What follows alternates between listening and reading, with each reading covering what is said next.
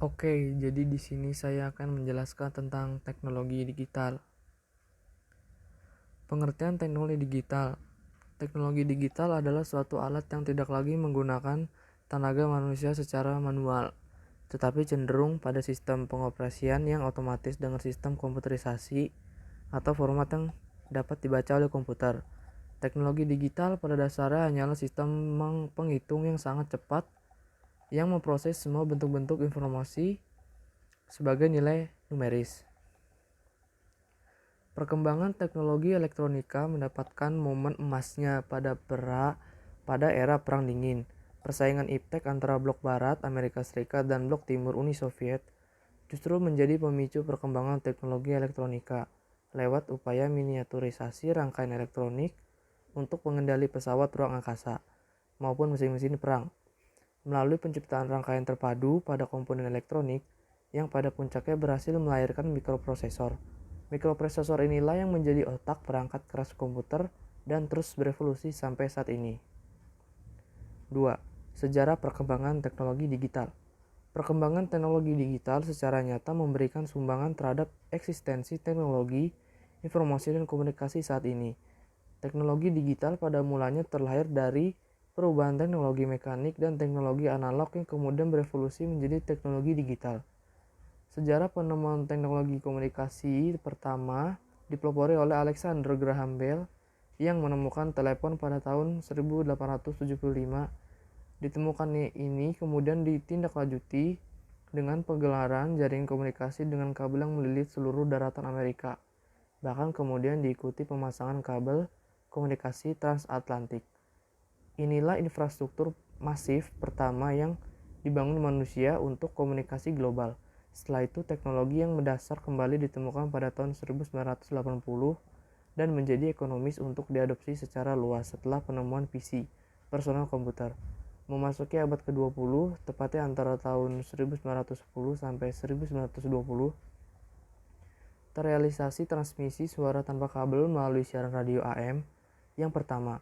Komunikasi suara tanpa kabel segera berkembang pesat dan kemudian bahkan diikuti pula oleh transmisi audiovisual tanpa kabel yang berwujud siaran televisi pada tahun 1940-an. Komputer elektronik pertama beroperasi pada tahun 1943 yang kemudian diikuti oleh tahapan miniaturisasi komponen elektronik melalui penemuan transisator pada tahun 1947 dan rangkaian terpadu Integrated Electronics pada tahun 1957. 3. Penyimpanan data. Perangkat penyimpanan data atau disebut juga sebagai digital storage pada mulanya tidak sepatis pada zaman sekarang. Jika sekarang perangkat penyimpanan data sudah menggunakan teknologi SSD atau cloud, namun pada tahun 1800-an hanya menggunakan punch card sebagai pengganti memori card komputer. Bentuk punch card sendiri mirip seperti kartu yang memiliki pola titik di atasnya. Apabila punch card dimasukkan ke dalam sebuah mesin pembaca punch card, maka komputer tersebut akan mengeksekusi proses yang terdapat dalam pola kartu tersebut. 1. Main memory. Dipergunakan untuk menyimpan instruksi dan data yang akan diproses dan hasil pengolahan yang berada dalam komputer atau terletak dalam motherboard. Tipe-tipe teknologi memori adalah A. RAM, Random Access Memory, digunakan sebagai menyimpan sementara program instruksi dan data bersifat volatil atau data tersimpan jika ada listrik. B. ROM, Read Only Memory, digunakan untuk menyimpan data tetap, hanya bisa dibaca saja. C. CMOS, Complementary Metal Oxide Semiconductor, untuk menyimpan data startup instruction. D. Flash Memory, peralatan untuk menyimpan data digital. 2. Secondary Storage, dipergunakan untuk menyimpan program dan data secara permanen yang berada di luar komputer. Perangkat sekunder, memori cadangan atau secondary storage, disediakan untuk menyimpan program dan file yang besar, yakni program-program dan file yang tidak sering dioperasikan saat itu, namun akan ditransfer ke penyimpanan utama ketika diperlukan. A. Unit disk magnetic. B. Unit disket magnetis. C. Unit disk optik. Dalam banyak kasus, informasi yang telah diproses disimpan dalam format yang terbaca oleh mesin, sehingga mungkin saja diakses pada suatu waktu. Informasi tersebut biasanya disimpan dalam sebuah media penyimpanan magnetik ataupun optik. 4. Transmisi data. Transmisi data merupakan proses pengiriman data dari sumber data ke penerima data, lalu media mengirimkan tertentu. Pada transmisi melewati transmitter, pemancar, dan receiver penerima melalui media transmisi. 1. Media yang dituntun good media. Gelombang-gelombang dituntun melewati jalur fisik. Contoh, twistor pair, kabel koaksial, dan fiber optik. 2. Media yang tidak dituntun. Unguided media. Menyediakan suatu device untuk mentransmisi gelombang elektromagnetik tetapi tanpa menyentuhnya. Contoh, penyebaran melalui udara, hampa udara, dan air laut. Wireless atau Wi-Fi adalah media transmisi unguided.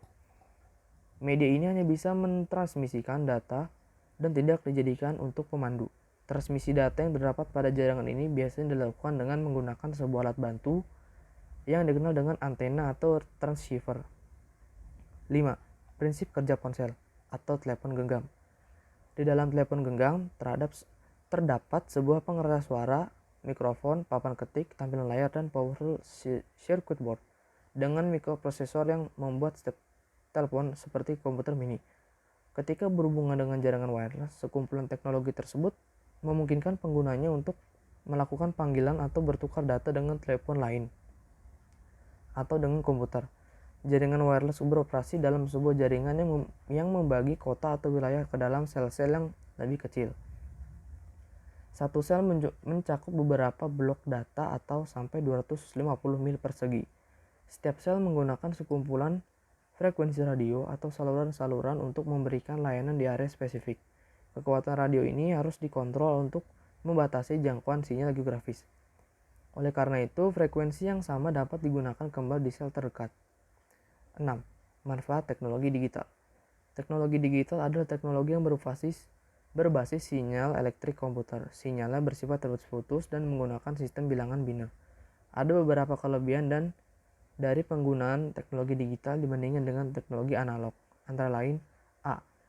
Keutuhan data pada saat proses transmisi.